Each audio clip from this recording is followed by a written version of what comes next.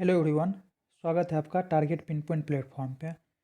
आज का यह दूसरा वीडियो है। इस वीडियो में हम लोग बीएसएससी पीटी एग्ज़ाम को ध्यान में रखते हुए जीके के 50 क्वेश्चन को रिवीजन के तौर पे डिस्कस करेंगे। तो चलिए समय बर्बाद करते हुए चलते हैं हम अपने क्वेश्चन सेशन की ओर। तो फर्स्ट क्वेश्चन है हमारा, मौर्यकालीन इतिहास के महत्वपूर्ण साक्ष्य बिहार में कहाँ से प्राप्त हुए हैं? तो मौर्यकालीन साक्ष्य की बात करें तो यह प्राप्त हुआ है कहाँ से? यह प्राप्त हुआ है कुम्हरार से। कहाँ से प्राप्त हुआ है? कुम्हरार से। राजगिरी की बात करें तो यह राजगिरी जो है मगध जनपद की राजधानी थी। ठीक है। वैशाली की बात करें तो ये विश्व की प्रथम गणतंत्र और लिच्छवी की राजधानी थी। ठीक है। तो राजगिरी हो गई मगध की राजधानी, जबकि वैशाली जो है ये लिच्छवी गणराज की राजधानी थी। और सासाराम की हम बात करें तो यह शेरशाह जहाँ से शासन करता था उसी का यह क्षेत्र है। और यहीं पे जो है शेरशाह का प्रसिद्ध मकबरा भी स्थित है, जिन्होंने वह जीते जी रहते बनवाया था। ठीक है। चलिए नेक्स्ट क्वेश्चन की ओर बढ़ते हैं। नेक्स्ट क्वेश्चन है, विशाल भूभाग को जोड़ने वाली भूमि की छोटी पट्टी कहलाती है। यानी दो बड़े भूभाग को जोड़ने वाली जो छोटी भूमि की पट्टी होती है उसको क्या कहा जाता है? यानी ये जैसे मान चलिए कोई महाद्वीप है, ये भी दूसरा महाद्वीप है जैसे ये, और इस दोनों महाद्वीप को, यानी ये कोई बहुत विशाल भूखंड है, ये भी बहुत विशाल भूखंड है, और ये दोनों भूखंड को अगर ये छोटी सी भूखंड जोड़ रही है तो इसको क्या हम बोलेंगे? चूँकि ये विशाल भूमि को जोड़ने का काम कर रही है तो इसलिए इसको बोला जाता है भूसंधि। क्या बोला जाता है? भूसंधि। ठीक है। इसको मैप के तहत भी समझते हैं हम लोग। तो देखिए जैसे उत्तरी अमेरिका आप लोग देख पा रहे होंगे, ये है उत्तरी अमेरिका और ये है दक्षिणी अमेरिका। उत्तरी अमेरिका और दक्षिणी अमेरिका यहाँ देखिए एक पतली भूभाग से जुड़ी हुई है, जिसे यहीं पे पनामा कैनाल भी स्थित है। तो ये जो पतली भूभाग है उसी को बोला जाता है भूसंधि। क्या बोला जाता है? भूसंधि। ठीक है। चलिए नेक्स्ट क्वेश्चन की ओर हम लोग बढ़ते हैं। नेक्स्ट क्वेश्चन हमारा, निम्नलिखित में से किस निकाय की अध्यक्षता गैर सदस्य करता है? अर्थात निम्नलिखित में से वह कौन सा निकाय है जिसकी अध्यक्षता जो है उस निकाय के सदस्य नहीं करते हैं बल्कि कोई दूसरा करता है? तो देखिए लोकसभा की अगर हम बात करते हैं तो लोकसभा से ही उसका अध्यक्ष और उपाध्यक्ष चुना जाता है, जबकि राज्यसभा में जो होता है उसकी अध्यक्षता उपराष्ट्रपति के द्वारा की जाती है। और उपराष्ट्रपति जो होता है वो राज्यसभा के सदस्य नहीं होते हैं। ठीक है। तो इसका सही आंसर क्या हो जाएगा? क्वेश्चन नंबर 3 का सही आंसर हो जाएगा राज्यसभा। ठीक है।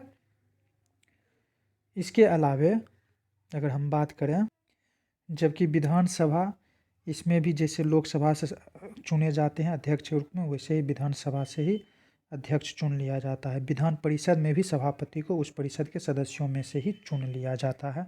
ठीक है। अभी हाल ही में भारत के नए उपराज्यपाल बने हैं, आप उसके बारे में आप लोग परिचित ही होंगे। ठीक है। नेक्स्ट क्वेश्चन की ओर हम लोग बढ़ते हैं। नेक्स्ट क्वेश्चन है हमारा, स्वतंत्रता से पहले भारतीय राष्ट्रीय कांग्रेस के सबसे अधिक समय तक अध्यक्ष कौन रहे? मतलब 1947 जब हमें स्वतंत्रता मिली थी तो उसके जस्ट पहले तक सबसे ज़्यादा समय तक कांग्रेस के अध्यक्ष के पद पे आसीन रहे। तो इनमें से वो कौन व्यक्ति थे? तो वो थे मौलाना अबुल कलाम आज़ाद थे। मौलाना अबुल कलाम आज़ाद 1940 से लेकर के 1945 तक, टोटल कितना हो गया? 41, 42, 43, टोटल 5 साल तक ये जो है कांग्रेस के अध्यक्ष पद पर आसीन रहे। ठीक है। नेक्स्ट क्वेश्चन की ओर हम लोग बढ़ते हैं। अगर इसमें हम बात करें तो जैसे दादा भाई नौरोजी, तो दादा भाई नौरोजी कुल 3 बार भारतीय राष्ट्रीय कांग्रेस की अध्यक्षता किए थे। चलिए नेक्स्ट क्वेश्चन है हमारा, राष्ट्रीय ध्वज का डिजाइन किसने तैयार किया था? तो इनमें से वो कौन व्यक्ति हैं जिन्होंने राष्ट्रीय ध्वज का डिजाइन तैयार किया था? तो इसका सही आंसर क्या हो जाएगा? पिंगली वेंकैया। पिंगली वेंकैया। नेक्स्ट क्वेश्चन है हमारा, किस संगठन ने प्रदूषणकारी वस्तुओं के आयात पर विश्व की पहली CO2 उत्सर्जन शुल्क लगाने की घोषणा की है? तो किस संगठन द्वारा जो है, तो पर्यावरण के लिए जो संगठन काम करेगा वही ऐसा कर सकता है। तो इसमें से कौन सी संगठन है जो पर्यावरण के लिए काम करती है? तो कौन करती है? यूनाइटेड नेशन इन्वायरमेंट प्रोग्राम, लेकिन इसका सही आंसर ये नहीं है। ठीक है, तो कार्बन उत्सर्जन पे शुल्क लगाने की जो घोषणा की गई है वह की गई है किनके द्वारा? यूरोपीय संघ के द्वारा की गई है। ठीक है, तो इसमें इसका सही आंसर क्या हो जाएगा? यूरोपीय संघ हो जाएगा। नेक्स्ट क्वेश्चन है हमारा, विश्व का विख्यात तेल शोधक कारखाना अवदान, तो ये अवदान तेल शोधक कारखाना है, ये कहाँ पे स्थित है? तो इसकी अवस्थिति कहाँ पे है? ये ईरान में स्थित है। अवदान जो तेल शोधक कारखाना है ये ईरान में अवस्थित है। ठीक है, भारत का सबसे बड़ा तेल शोधक कारखाना निजी क्षेत्र का जामनगर में रिलायंस पेट्रोकेमिकल लिमिटेड है। क्या नाम है? रिलायंस पेट्रोकेमिकल लिमिटेड, और ये कहाँ अवस्थित है? जामनगर में। ठीक है, नेक्स्ट क्वेश्चन की ओर हम लोग बढ़ते हैं। नेक्स्ट क्वेश्चन है हमारे संविधान में न्यायिक समीक्षा की धारणा किस देश के संविधान से ली गई है? तो न्यायिक समीक्षा किस देश के संविधान से ली गई है? तो यह लिया गया है अमेरिका के संविधान से, यूएसए के संविधान से न्यायिक समीक्षा का प्रावधान लिया गया है। न्यायिक समीक्षा क्या होता है? तो न्यायिक समीक्षा होता है कि न्यायालय जो अपना निर्णय देते हैं तो बाद के समय में भी वो अपना उस निर्णय पे संशोधन कर सकता है। तो जो अंतिम रूप से संशोधित न्यायालय द्वारा प्रतिपादित निर्णय होता है वही मान्य होता है। इसके अलावे जैसे हमारा जो सांसद है वह कोई कानून बनाता है और वह कानून अगर मौलिक अधिकार के आड़े आता है, अर्थात मौलिक अधिकार के विरोध में खड़ा होता है, तो उस प्रकार के कानून को अवैधानिक घोषित किया जा सकता है। किनके द्वारा? हमारे संविधान के द्वारा। तो यही प्रावधान क्या कहलाता है? न्यायिक समीक्षा। तो यह चीज़ किससे लिया गया है? यूएसए से लिया गया है। ठीक है, चलिए नेक्स्ट क्वेश्चन की ओर बढ़ते हैं। भारत का संविधान किस तिथि को स्वीकार किया गया था? तो देखिए यहाँ पे है स्वीकार करने की बात, लागू करने की बात नहीं की गई है। तो स्वीकार किया गया कब? भारतीय संविधान को 26 नवंबर 1949 को किसके द्वारा? भारतीय संविधान सभा के द्वारा अंगीकार किया गया। तो इसका सही आंसर क्या हो जाएगा? 26 नवंबर 1949। ठीक, नेक्स्ट क्वेश्चन की ओर हम लोग बढ़ते हैं।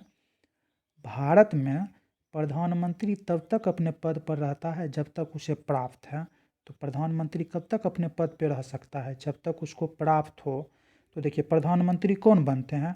लोकसभा में जिस दल का बहुमत होता है उसी दल के बहुमत का नेता क्या बनता है? प्राइम मिनिस्टर बनता है। तो लोकसभा, तो उसे लोकसभा का विश्वास प्राप्त होना चाहिए, अर्थात बहुमत में होना चाहिए। तो इसका सही आंसर क्या हो जाएगा? लोकसभा का विश्वास प्राप्त नेता ही भारत का प्रधानमंत्री रह सकता है। नेक्स्ट है, किस संविधान संशोधन द्वारा पंचायती राज व्यवस्था संस्थाओं की संवैधानिक दर्जा प्राप्त किया गया? यानी इसमें से कौन सा संविधान संशोधन है जिसके तहत संवैधानिक दर्जा प्राप्त हुआ पंचायत को? तो इसका सही आंसर क्या? इसका सही आंसर हो जाएगा 73वां संविधान संशोधन। तो 73वां संविधान संशोधन जो हुआ था कब? 1992 में। उस समय भारत के जो प्राइम मिनिस्टर थे पीवी नरसिम्हा, उन्हीं के प्रयास से जो ग्राम पंचायत है उसको संवैधानिक दर्जा दिया गया था। अगर हम ग्राम पंचायत की बात करें तो इसके तहत जो है भाग 9 में अनुच्छेद 243, कहाँ से? 243 के क से 9, कहाँ? क से 9 तक में, और भाग 9 में, भाग 9 के अनुच्छेद 243 के क से 9 तक ग्राम पंचायत के गठन के बारे में बताया गया है। अगर हम अनुच्छेद नीति निर्देशक तत्व की बात करें तो नीति निर्देशक तत्व में अनुच्छेद 40 में जो है राज्य ग्राम पंचायत के गठन के बारे में बताया गया है।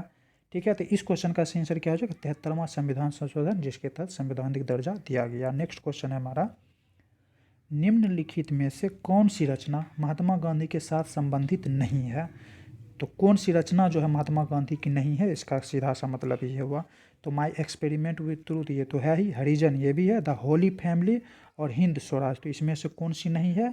तो इसका सही आंसर हो जाएगा द होली फैमिली। ये महात्मा गांधी की रचना नहीं है, बल्कि ये किसकी रचना है? कार्ल मार्क्स और फ्रेडरिक एंगेल की। किनकी है? कार्ल मार्क्स और फ्रेडरिक एंगेल की। ठीक है, चलिए नेक्स्ट क्वेश्चन की ओर हम लोग बढ़ते हैं। नेक्स्ट क्वेश्चन है हमारा, निम्नलिखित में से कौन सी पुस्तक मुल्क राज आनंद की लिखी हुई नहीं है? तो वही है, तो इसमें है कूली, दूसरा है द बार्बर ट्रेड यूनियन, तीसरा है two leaves and a bird. तो इसका सही आंसर क्या हो जाएगा? उपर्युक्त सभी, अर्थात यह तीनों ही पुस्तक मुल्क राज आनंद की लिखी हुई है। Coolie, the barber trade union, two leaves and a bird. तो इसका सही आंसर हो गया ऑप्शन डी। ठीक है, इसके अलावे जो है मुल्क राज आनंद की और दो महत्वपूर्ण पुस्तक है, एक है कन्फेशंस ऑफ ए लवर और दूसरा है the death of A hero. ये भी मुल्क राज आनंद की प्रसिद्ध पुस्तकों में से है। ठीक है, चलिए नेक्स्ट क्वेश्चन की ओर हम लोग बढ़ते हैं और हमारा नेक्स्ट क्वेश्चन है सेज, SEZ, इसका पूर्ण रूप क्या होता है? तो सेज का पूर्ण रूप क्या हो गया? सेज यानी स्पेशल इकोनॉमिक जोन। तो स्पेशल इकोनॉमिक जोन, तो इसका सही आंसर हो गया option C, special economic zone, यानी आर्थिक गतिविधि से संबंधित एक विशेष प्रकार का जोन बनाया जाता है जहां आर्थिक गतिविधियां होती है। नेक्स्ट क्वेश्चन है हमारा सार्क। सार्क का पूरा नाम क्या होता है? देखिए, SAARC word South Asian Association for Regional Corporation. तो कहाँ है? South Asian Association for Regional Corporation, यानी साउथ एशिया के जो देश हैं उन्हीं देशों के बीच आपस में उत्थान के लिए कार्य किया जाता है, आर्थिक गतिविधि को बेहतर करने के लिए। अगर हम सार्क की बात करें तो इसकी स्थापना 8 दिसंबर 1985 को ढाका में हुई थी। वर्तमान में इसमें कुल 8 सदस्य हैं। कौन कौन सा है? भारत, पाकिस्तान, बांग्लादेश, नेपाल, भूटान, श्रीलंका, मालदीव एवं अफगानिस्तान। ठीक है, चलिए नेक्स्ट क्वेश्चन की ओर बढ़ते हैं हम लोग। नेक्स्ट क्वेश्चन है हमारा, मानचित्र में पर्वत और पहाड़ को दर्शाया जाता है। तो मैप जो हम लोग देखते हैं तो मैप में पर्वत और पहाड़ को किस रंग में दिखाया जाता है? ठीक है, तो इससे जो है पर्वत और पहाड़ को मानचित्र में जो है लाल रंग में दिखाया जाता है। किस रंग में दिखाया जाता है? लाल रंग में। ब्लू रंग में, तो ब्लू नदी या समुद्र को दिखाया जाता है।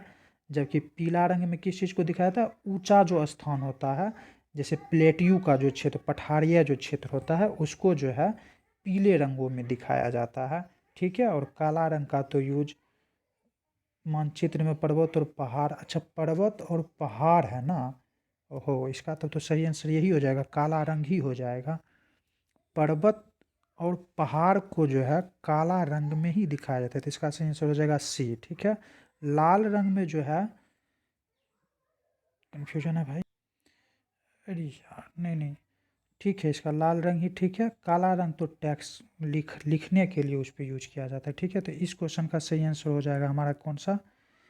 ये हो जाएगा लाल रंग से। ठीक है, जबकि ब्लू से क्या दिया? नदी और समुद्र को, जबकि पीला रंग से प्लेट्यू पठारिया क्षेत्र को दिखाया जाता है। ठीक है, सही है। नेक्स्ट क्वेश्चन है हमारा, सिल्क का सबसे बड़ा उत्पादक देश कौन सा है? तो इनमें से सिल्क सबसे ज़्यादा मात्रा में उत्पादित करता है चीन। तो इसका सही आंसर क्या हो जाएगा? ऑप्शन बी, चीन जो है इसका सही आंसर हो जाएगा। ठीक है, चलिए नेक्स्ट क्वेश्चन की ओर बढ़ते हैं। अगर हम भारत की बात करें इस परिप्रेक्ष्य में, तो भारत में 4 किस्म की रेशम का उत्पादन किया जाता है। कौन कौन सा है? तो पहला है एड़ी। ठीक है, एड़ी ये रेशम के किस्म का नाम है। दूसरा है शहतूत। ठीक है, तीसरा है तसर, और नेक्स्ट क्या है? मूंगा। तो ये मूंगा, तो ये 4 प्रकार की जो है रेशम की किस्में भारत में उत्पादित की जाती है। ठीक है, केंद्रीय रेशम अनुसंधान की बात करें तो ये मैसूर कर्नाटक में अवस्थित है। नेक्स्ट क्वेश्चन की ओर हम लोग बढ़ते हैं। नेक्स्ट क्वेश्चन है हमारा, कारगिल अघोषित युद्ध के समय पाकिस्तान का प्रधानमंत्री कौन था? तो कारगिल युद्ध के समय पाकिस्तान के प्रधानमंत्री कौन थे? तो इसमें से क्या हो जाएगा इसका सही आंसर? तो उस समय पाकिस्तान के प्रधानमंत्री थे नवाज शरीफ। क्या हो जाएगा इसका सही आंसर? नवाज शरीफ 1999 में ना। चलिए, अगर हम भारत और पाकिस्तान के युद्धों के बारे में बात करें तो अब तक इन दोनों देशों के बीच 4 युद्ध हुई है। ठीक है, प्रथम युद्ध 1947 और 48 में, 47 और 48 में हुई थी। द्वितीय 1965 में हुई थी, और तृतीय 1971 में, और चौथा 1999 में। और चारों युद्ध का परिणाम हम लोग के सामने है। नेक्स्ट क्वेश्चन है, जंप बॉल शब्द किस खेल से संबंधित है? तो यह शब्द जो है बेस बॉल से या फिर नेट बॉल से या फिर सॉफ्ट बॉल से, तो यह शब्द जो है हमारा संबंधित है बास्केट बॉल से। किस खेल से संबंधित है? बास्केट बॉल से। ठीक, नेक्स्ट क्वेश्चन की ओर हम लोग बढ़ते हैं। नेक्स्ट क्वेश्चन है हमारा, उस अमेरिकी नागरिक आंदोलन कार्यकर्ता का नाम क्या है जिन्होंने प्रसिद्ध भाषण आई हैव ए ड्रीम। देखिए ये कौन है? नागरिक आंदोलन कार्यकर्ता। तो उनका प्रसिद्ध भाषण था आई हैव ए ड्रीम। तो ये किससे संबंधित है? तो ये है मार्टिन लूथर किंग जूनियर। इन्हें जो है अमेरिका का गांधी भी कहा जाता है, मार्टिन लूथर किंग जूनियर को। ठीक है, चलिए नेक्स्ट क्वेश्चन की ओर हम लोग बढ़ते हैं। नेक्स्ट क्वेश्चन है हमारा, निम्नलिखित में से कौन सी आकृति भूमिगत जल से बनी हुई है? तो भूमिगत जल से कौन सी आकृति, तो इनमें से खूब बताना है। तो देखिए, भूमिगत जल से बनी आकृति को कास्ट वीडो कहा जाता है। क्या कहा जाता है? Caste widow. वैसे ही अगर हम बात करते हैं किसकी, यहाँ पे क्यूएस्टा, तो ये क्यूएस्टा से आगे चलते हैं सर्क की। तो देखिए, हिम अपरदन से जो निर्मित स्थल होती है, हिम अपरदन से, उसको सर्क कहा जाता है। ठीक, जबकि ड्रमलिन जो है हिम निक्षेपण से निर्मित स्थल, ये हिम अपरदन से है, जबकि ये हिम निक्षेपण से जो निर्मित स्थल होती है उसको बोला जाता है डमलिन। क्या बोलाता है? डमलिन। ठीक है, चलिए नेक्स्ट क्वेश्चन की ओर हम लोग बढ़ते हैं। नेक्स्ट क्वेश्चन है हमारा, पौधों में मुख्य या प्राथमिक पोषक तत्व होते हैं? तो प्राथमिक पोषक तत्व बहुत ही इम्पोर्टेंट क्वेश्चन है। बहुत सारे पोषक तत्व हैं, लेकिन किस पोषक तत्व को प्राथमिक पोषक तत्व कहा जाएगा, ये याद रखना थोड़ा वो डिफ़िकल्ट हो जाता है, तो इसे बार बार रिवीजन करने की ज़रूरत पड़ सकती है। तो देखिए, नाइट्रोजन, फास्फोरस एवं पोटास। क्या क्या?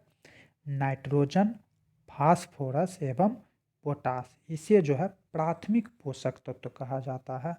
ठीक है, ये तो हो गया प्राथमिक पोषक तत्व। पोषक तत्वों को और 2 वर्गों में बांटा गया है, कुल 3 वर्गों में बांटा गया। एक हो गया प्राथमिक पोषक तत्व जिसमें नाइट्रोजन, फास्फोरस एवं पोटास आता है। एक होता है गौण पोषक तत्व। तो गौण पोषक तत्व है कैल्शियम, मैग्नीशियम एवं गंधक। फिर एक है सूक्ष्म पोषक तत्व। तो इसमें धात्विक तत्व जैसे लोहा, zinc, copper, manganese, molybdenum, boron एवं क्लोरीन, ये सब जो है कुछ धात्विक और अधात्विक तत्व, इन्हें जो है सूक्ष्म पोषक तत्व कहा जाता है। ठीक है, चलिए नेक्स्ट क्वेश्चन की ओर बढ़ते हैं। नेक्स्ट क्वेश्चन है हमारा, एस्कीमो के घर बने होते हैं। तो एस्कीमो एक जनजाति है, ठीक है, और ये बर्फीले क्षेत्र में रहता है, खास करके ग्रीनलैंड और आइसलैंड के एरिया में। तो एस्कीमो का जो घर बना होता है वो बर्फ़ से ही बना होता है, और इस बर्फ़ के घर को कहा जाता है इग्लू। क्या कहा जाता है? इग्लू, और वह बर्फ़ का बना होता है। ठीक है, तो एस्कीमो का घर जो है वो बर्फ़ का बना होता है जिसे इग्लू कहा जाता है। ठीक, चलिए, इसके अलावा कुछ कुछ और जनजातियों द्वारा बनाए गए घर के नाम हैं, जैसे ऑल, ये भी जनजातियों द्वारा बना हुआ घर है। वैसे ही है कि इजवा, ऑल और इजवा, इसकी अपनी अपनी कुछ फीचर्स हैं, ल्यूसेंट बुक में भी दी गई है बहुत अच्छे से। चलिए नेक्स्ट क्वेश्चन की ओर हम लोग बढ़ते हैं। नेक्स्ट क्वेश्चन है, दिल्ली से पहले भारत की राजधानी थी। तो दिल्ली से पहले जो है भारत की राजधानी कहाँ थी?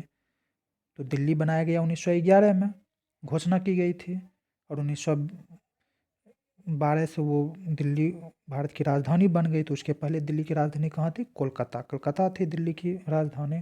ठीक है, ये कब घोषणा की गई? तो जॉर्ज पंचम के सम्मान में दिल्ली में एक बहुत बड़ा दरबार का आयोजन किया था, उसी समय जो है दिल्ली को राजधानी बनाने की घोषणा की गई थी।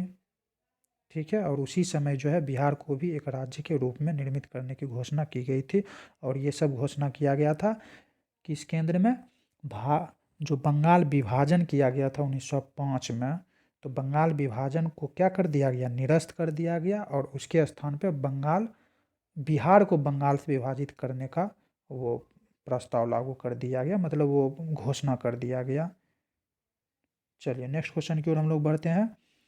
तो दिल्ली से पहले राजधानी हो गया कलकत्ता। नेक्स्ट क्वेश्चन है हमारा, राष्ट्रपति लोकसभा के सदस्यों में निम्न को प्रतिनिधित्व देने के लिए नामित कर सकता है। तो इनमें से किसको लोकसभा में राष्ट्रपति द्वारा नामित किया जा सकता था? यानी अब ये प्रावधान नहीं है। तो वो कौन सा है? Anglo Indian. यानी लोकसभा में 2 एंग्लो इंडियन की प्रतिनिधि अगर नहीं पहुंचते थे तो राष्ट्रपति द्वारा 2 को मनोनीत किया जाता था। ठीक है, लेकिन 104वां संविधान संशोधन द्वारा जो है एंग्लो इंडियन के इस प्रावधान को आगे अगले वर्ष के लिए बढ़ाया नहीं गया, उसे निरस्त कर दिया गया था। ठीक है, ये प्रावधान किस में था? तो अनुच्छेद 331 में ये प्रावधान था, जिसे अब आगे नहीं बढ़ाया गया है। ठीक है, नेक्स्ट क्वेश्चन, जबकि इसी के साथ जो है जनजाति और जो भी आरक्षण दिया जा रहा है जनजाति, अनुसूचित जाति को और अनुसूचित जनजाति को, उसको अगले 10 वर्ष के लिए आगे बढ़ा दिया गया, जबकि इसको छोड़ दिया गया। तो अब जो है लोकसभा में एंग्लो इंडियन के कोई भी सदस्य मनोनीत नहीं किए जाएंगे। नेक्स्ट क्वेश्चन है, लाल त्रिकोण का संबंध है। तो लाल त्रिकोण का संबंध किससे है? परिवार कल्याण से। परिवार कल्याण से लाल त्रिकोण का संबंध है। ठीक है, नेक्स्ट क्वेश्चन है हमारा, कंटूर रेखा दर्शाती है। तो कंटूर रेखा क्या होता है? देखिए, समुद्र तल से समान ऊंचाई एवं आकार वाला स्थान को जो मिलाने वाली रेखा होती है उसी को कंटूर रेखा कहा जाता है। तो क्या हो जाएगा इसका सही आंसर? इसका सही आंसर हो जाएगा ऑप्शन, समुद्र तल से समान ऊंचाई एवं आकार वाले स्थान को मिलाने वाली रेखा हो गई क्या?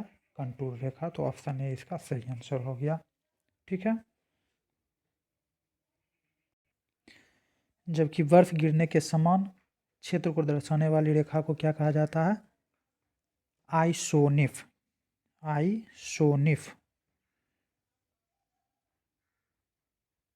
और सूर्य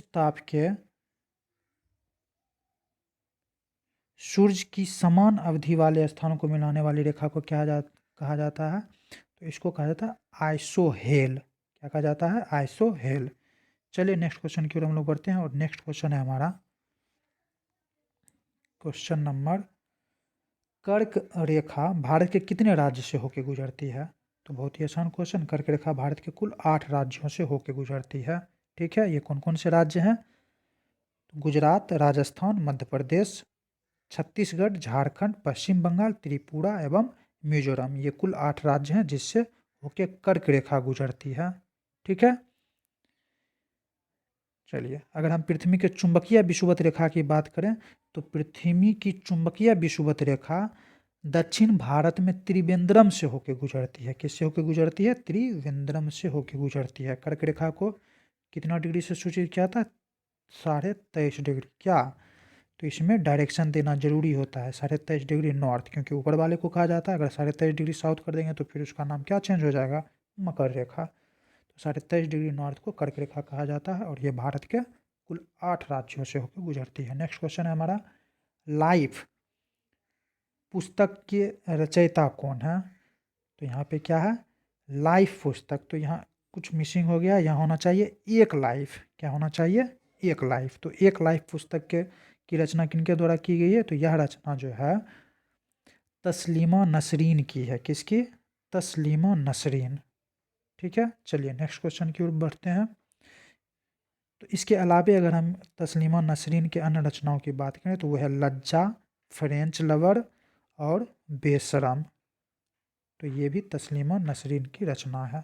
नेक्स्ट क्वेश्चन है, कावेरी नदी बहती है। तो कावेरी नदी किस ओर बहती है? तो कावेरी नदी जो है दक्षिण भारत में बहती है। ठीक है, कावेरी नदी ये दक्षिण भारत में प्रवाहित होती है। तो इसका सही आंसर क्या हो जाएगा? दक्षिण भारत। ठीक है, अगर हम इसके उद्गम की बात करें तो कावेरी नदी जो है ये कर्नाटक के ब्रह्मगिरी से निकलती है और बंगाल के खाड़ी में जाके गिरती है। ठीक है, इसे जो है दक्षिण भारत की गंगा कहा जाता है। तो दक्षिण भारत की गंगा किसे कहा जाता है? कावेरी को। ध्यान रखना है, दक्षिण की गंगा, दक्षिण की गंगा या फिर वृद्ध गंगा वो कहा जाता है गोदावरी को, लेकिन कावेरी को दक्षिण भारत की गंगा कहा जाता है। ठीक है, इसी पे जो है कावेरी नदी पे ही शिव समुद्रम जलप्रपात तथा श्रीरंगपट्टनम अवस्थित है। ठीक है, चलिए नेक्स्ट क्वेश्चन की ओर बढ़ते हैं हम लोग। नेक्स्ट क्वेश्चन है हमारा, केंद्रीय गृह मंत्री अमित शाह ने किस राज्य में सरकारी नौकरियों में महिलाओं को 33% आरक्षण की घोषणा की है? तो महिलाओं को 33% आरक्षण दिया जाएगा। इसकी घोषणा जो है किस, इसकी घोषणा त्रिपुरा राज्य के लिए की गई है। ठीक है, चलिए नेक्स्ट क्वेश्चन की ओर बढ़ते हैं हम लोग। नेक्स्ट क्वेश्चन है, घाना पक्षी अभ्यारण्य ये कहाँ अवस्थित है? तो घाना पक्षी अभ्यारण्य जो है ये राजस्थान में अवस्थित है। ठीक है, गुजरात के प्रसिद्ध अभ्यारण्य की बात करें तो गिर राष्ट्रीय उद्यान, असम में मानस राष्ट्रीय उद्यान, और उत्तरांचल बोले तो उत्तराखंड में जिम कॉर्बेट नेशनल पार्क, ये प्रसिद्ध इसके अलावे भी हैं लेकिन ये फेमस हैं। दल बदल विरोधी कानून ये कब पारित हुआ था? तो दल बदल विरोधी कानून जो है ये 52वां संविधान संशोधन द्वारा 1985 में पारित किया गया था। ठीक है, और इसको जो है अगर हम अनुसूची की बात करें तो 10वीं अनुसूची में जोड़ा गया। किनके द्वारा? तो उस समय भारत के प्रधानमंत्री थे प्रधानमंत्री राजीव गांधी थे। कौन थे? राजीव गांधी। ठीक है, चलिए नेक्स्ट क्वेश्चन की ओर बढ़ते हैं और हमारा नेक्स्ट क्वेश्चन है, उज्जैन किस नदी के किनारे अवस्थित है? तो हम बात कर रहे हैं किसकी? उज्जैन की। तो उज्जैन जो है वो क्षिप्रा नदी के किनारे अवस्थित है। ठीक, इसके अलावे हम बात करें कि गोदावरी नदी के किनारे प्रसिद्ध जगह, तो ये हो जाएगा नासिक। क्या हो जाएगा? नासिक। कावेरी नदी के जगह तिरुचिरापल्ली और भागीरथी ये रुद्रप्रयाग, ये कुछ प्रसिद्ध जगह हैं जो इस नदी के किनारे बसी हुई है। चलिए नेक्स्ट क्वेश्चन की ओर बढ़ते हैं। कथकली ये किस राज्य का शास्त्रीय नृत्य है? ध्यान दें, कथकली है, कथक नहीं है, कथकली। तो कथकली जो है ये केरल का शास्त्रीय नृत्य है। अगर कथक रहता तो कथक कहाँ था? उत्तर भारत, खासकर उत्तर प्रदेश की। ठीक है, कथक रहता तो। ठीक है, इसके अलावे अगर हम बात करें तमिलनाडु, तो तमिलनाडु का जो है वो शास्त्रीय नृत्य कौन सा है? भारतनाट्यम। भरतनाट्यम, क्या नाम है? भरतनाट्यम। ठीक, आंध्र प्रदेश का, तो आंध्र प्रदेश का है कुचिपुड़ी। क्या नाम है? कुचिपुड़ी। असम का बिहू, ये लोक नृत्य है असम का बिहू। ठीक है, इसके अलावे अगर हम केरल की बात करें तो केरल में एक और है मोहिनी अट्टम। ठीक है, तो ये भी केरल का ही नृत्य है। चलिए नेक्स्ट क्वेश्चन की ओर हम लोग बढ़ते हैं। नेक्स्ट क्वेश्चन है हमारा, निम्नलिखित में से कौन दो राज्यों की राजधानी है? तो इनमें से कौन दो राज्यों की राजधानी है? तो इसका सही आंसर क्या हो जाएगा? चंडीगढ़। किसका? पंजाब और हरियाणा। नेक्स्ट क्वेश्चन है, मेगास्थनीज राजदूत था। तो मेगास्थनीज इनमें से किसका राजदूत था? सेल्यूकस निकेटर का। किसका राजदूत था? सेल्यूकस निकेटर का। 305 ईस्वी में जो सेल्यूकस निकेटर और चंद्रगुप्त मौर्य के बीच युद्ध हुआ था, तो उस युद्ध के परिणाम स्वरूप समझौता हुआ और समझौता के तहत मेगास्थनीज जो है राजदूत के रूप में चंद्रगुप्त के दरबार में रहे थे। ठीक है, तो इसका सही आंसर हो गया ये। नेक्स्ट क्वेश्चन है, भारत की कुल समुद्री सीमा की लंबाई कितनी है? देखिए, कुल समुद्री सीमा की लंबाई के बारे में बात करें तो इसका सही आंसर क्या हो जाएगा? 7,500 किलोमीटर। 7,500 किलोमीटर जो ऑप्शन में दिया गया है उसके अनुसार। वैसे अगर हम एग्जैक्ट बात करें तो वो है 7,516.6 किलोमीटर। ठीक है, चलिए नेक्स्ट क्वेश्चन की ओर बढ़ते हैं। नेक्स्ट क्वेश्चन है हमारा, बुद्ध के बचपन का नाम क्या था? तो बताना है इसमें से जो है बुद्ध के बचपन का नाम क्या था। तो बुद्ध के बचपन का नाम क्या था? तो इसका सही आंसर क्या हो जाएगा? सिद्धार्थ। सिद्धार्थ जो है बुद्ध के बचपन का नाम था। जबकि महावीर के बचपन का नाम क्या था? वर्धमान। महावीर के बचपन का नाम क्या था? वर्धमान। शाक्य, तो ये जो गौतम बुद्ध थे वो शाक्य कुल से संबंधित थे, उसका जो कुल का नाम था वो शाक्य था, शाक्य मुनि भी कहा जाता है इनको, गौतम बुद्ध को। ठीक है, नेक्स्ट क्वेश्चन की ओर हम लोग बढ़ते हैं और नेक्स्ट क्वेश्चन है हमारा, हिमालय की सबसे उत्तरी पर्वत श्रेणी को कहते हैं। तो हिमालय की जो सबसे उत्तरी पर्वत, देखिए हिमालय की पर्वत श्रेणियां हैं बहुत सारी, यानी मेजर रूप से 3 पर्वत श्रेणी में बांटा गया है हिमालय को। तो इस 3 में से जो सबसे ऊपर है, यानी जो सबसे ऊपर है, तो इस श्रेणी को क्या नाम दिया गया है? इस श्रेणी को बृहत श्रेणी अर्थात हिमाद्री कहा जाता है। क्या कहा जाता है? हिमाद्री। इसी से मिलता जुलता एक नाम है, देखिए सह्याद्री। तो सह्याद्री जो है वह क्या है, जो हमारा ये भारत है, ठीक है, तो भारत का जो ये तटीय क्षेत्र है, तो इधर भी पश्चिमी घाट है और इधर पूर्वी घाट है, मतलब इधर भी पहाड़ है और इधर भी पहाड़ है। तो ये पश्चिमी जो घाट है इसको बोला जाता है सह्याद्री। क्या बोला जाता है? सह्याद्री। और यहाँ बात कर रहा है किसका? हिमालय की सबसे उत्तरी पर्वत श्रेणी को, तो इसको कहा जाता है हिमाद्री। ठीक है, चलिए नेक्स्ट क्वेश्चन की बात करें। तो नेक्स्ट क्वेश्चन है हमारा, कौन सा युग्म गलत है? तो इसमें से गलत युग्म को बताना है जो सही सम्मिलित नहीं है। तो ठीक है, चलिए देखते हैं इसमें से। 1 जुलाई डॉक्टर दिवस, 1 जुलाई डॉक्टर दिवस, तो ये बिल्कुल सही है। ठीक है, दूसरा है 23 जनवरी नेताजी की जयंती है, बिल्कुल सुभाष चंद्र बोस का जन्म हुआ था 23 जनवरी को ही, ये भी बिल्कुल सही है। 16 नवंबर राष्ट्रीय प्रेस दिवस, ये भी सही है। 4 दिसंबर विश्व प्राकृतिक दिवस, ये जो है गलत है। ठीक है, तो 4 दिसंबर जो है ये नौसेना दिवस है। ठीक है, तो यही गलत हो गया, तो इसका सही आंसर क्या हो जाएगा? Option D. ठीक है, चलिए नेक्स्ट क्वेश्चन है, पृथ्वी का सबसे भीतरी परत कहलाता है। तो पृथ्वी का सबसे भीतरी परत, जैसे ये हमारा पृथ्वी है तो ये सबसे ऊपर का परत हो गया, फिर एक लेयर है और फिर एक लेयर है ना। तो पृथ्वी को 3 लेयरों में बांटा गया, तो सबसे ऊपर का क्या होता है? भूप्रपट्टी होता है, उसके जस्ट नीचे क्या होता है? मेटल होता है, और सबसे जो अंदर का है उसको क्या बोलते हैं? क्रोड बोला जाता है। क्या बोला जाता है? क्रोड। तो इसमें से सही आंसर क्या हो जाएगा? पृथ्वी की सबसे भीतरी परत क्या कहलाएगी? क्रोड कहलाएगी। ठीक है, चलिए नेक्स्ट क्वेश्चन की ओर बढ़ते हैं। मदर ऑफ इंडियन रिवॉल्यूशन किसे कहा जाता है? तो मदर ऑफ इंडियन रिवॉल्यूशन, ठीक है, भारत की क्रांति की माता किसे कहा जाता है? तो इसका सही आंसर क्या हो जाएगा? मैडम भीखाजी कामा, अर्थात ऑप्शन बी इसका सही आंसर हो जाएगा 43 नंबर क्वेश्चन का।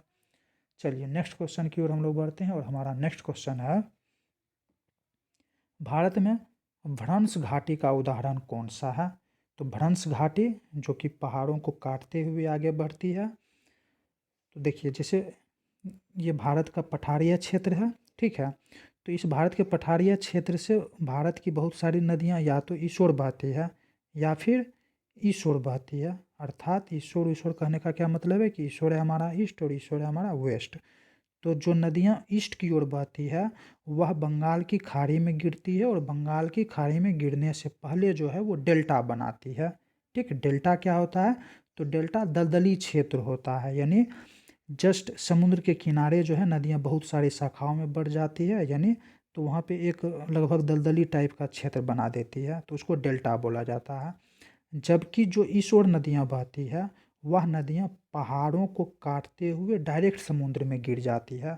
ठीक है, तो उसको ही, यानी जो पहाड़ को काट के डायरेक्ट समुद्र में गिर गिर रही है उसी को भ्रंश घाटी कहा जाता है।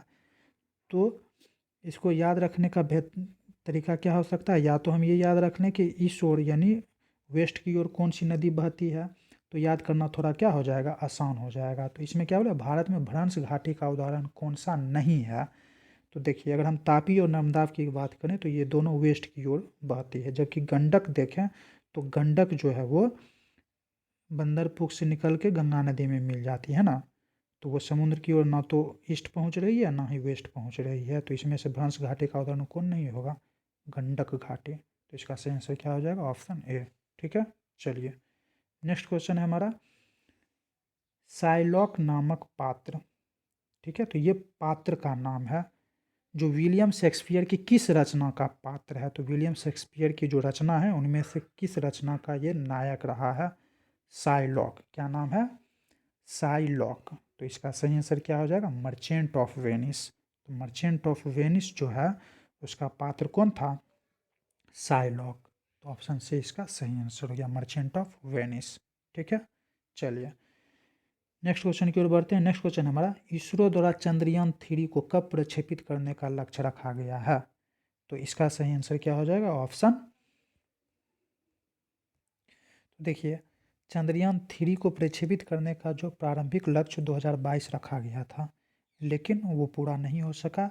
तो अब संभावित लक्ष्य जून 2023 इसरो द्वारा ही घोषित किया गया, जून 2023 में जो है चंद्रयान 3 प्रक्षेपित करने का लक्ष्य निर्धारित किया गया है। तो इसका सही आंसर वर्तमान दृष्टिकोण में क्या हो जाएगा? 2023। नेक्स्ट क्वेश्चन है हमारा, भौतिक विज्ञान के क्षेत्र में 2021 में नोबेल पुरस्कार किसे प्रदान किया गया है? तो 2021 का यानी भौतिक विज्ञान के क्षेत्र में तो फर्स्ट है क्या? स्यूकुरो मनाबे, क्लाउस हैसलमैन, जॉर्जिया पारिसिनी। तो इनमें से तीनों व्यक्ति को वर्ष 2021 भौतिक विज्ञान नोबेल के लिए चुना गया। तो इसका सही आंसर क्या हो जाएगा? उपर्युक्त तीनों। 2022 में जिन लोगों को नोबेल पुरस्कार दिया जाएगा उनकी भी घोषणा की जा चुकी है। ठीक है, तो भौतिक में अगर हम बात करें, भौतिक के क्षेत्र में, तो 2022 में जो है भौतिक के क्षेत्र में 3 लोगों को जो है नोबेल पुरस्कार दिया गया है। ठीक है, अगर हम इन 3 लोगों के नामों की बात करें तो वो इस प्रकार हैं। पहले हैं क्या? एलन एस्पेक्ट, भौतिक के क्षेत्र में। ठीक है, फिजिक्स के क्षेत्र में 3 लोगों को दिया गया है। कौन कौन है? एलन एस्पेक्ट है, जॉन क्लाउजर हैं, और तीसरे हैं क्या? एंटोन जेलिंजर। एंटोन जेलिंजर, इन तीनों व्यक्ति को जो है क्वांटम मैकेनिक्स के क्षेत्र में शानदार काम के लिए इस पुरस्कार से सम्मानित किया गया है। ठीक है, चलिए नेक्स्ट क्वेश्चन की ओर हम लोग बढ़ते हैं और हमारा नेक्स्ट क्वेश्चन है, फोबोस किस ग्रह का निकटतम और सबसे बड़ा चंद्रमा है? तो फोबोस जो है किस ग्रह का उपग्रह है? तो फोबोस जो है वह, तो फोबोस और डिवोस ये किसका उपग्रह है? मंगल का है। तो उनमें से फोबोस जो है ये सबसे बड़ा ग्रह है, किसका? मंगल का। तो इसका सही आंसर क्या हो जाएगा? ऑप्शन ए इसका सही आंसर हो जाएगा। अगर हम पूरे ब्रह्मांड की बात करें, यानी ये सौरमंडल की बात करें, तो किस ग्रह का पास सबसे बड़ा उपग्रह है? बृहस्पति के पास है। क्या नाम है? गैनीमेड। क्या नाम है? गैनीमेड। और जबकि शुक्र और बुध ये 2 ऐसे ग्रह हैं जिसके पास कोई उपग्रह अपना नहीं है। ठीक, चलिए नेक्स्ट क्वेश्चन की ओर हम लोग बढ़ते हैं। क्वेश्चन क्या है कि ICC women's cricketer of the year 2021 को इसे चुना गया है। तो इसका सही आंसर क्या हो जाएगा? इसका सही आंसर हो जाएगा स्मृति मंधाना। भारत की स्मृति मंधाना को ICC women's cricketer of the year 2021 के लिए चुना गया है। ठीक, नेक्स्ट क्वेश्चन है हमारा क्वेश्चन, राष्ट्रीय बाल अधिकार संरक्षण, जिसे शॉर्ट में NCPCR अर्थात national commission for protection of children right आयोग के अध्यक्ष के रूप में किसे चुना गया है? तो इसका सही आंसर क्या हो जाएगा? प्रियंका कानूनगो। प्रियंका कानूनगो को NCPCR के अध्यक्ष के रूप में चुना गया है। ठीक, तो इस प्रकार हम लोगों ने कुल 50 क्वेश्चंस को डिस्कशन के साथ कवर कर लिया है। यह वीडियो रिवीजन के पर्पज़ से है। ठीक है, तो चलिए मिलते हैं नेक्स्ट वीडियो में, तब तक के लिए नमस्कार।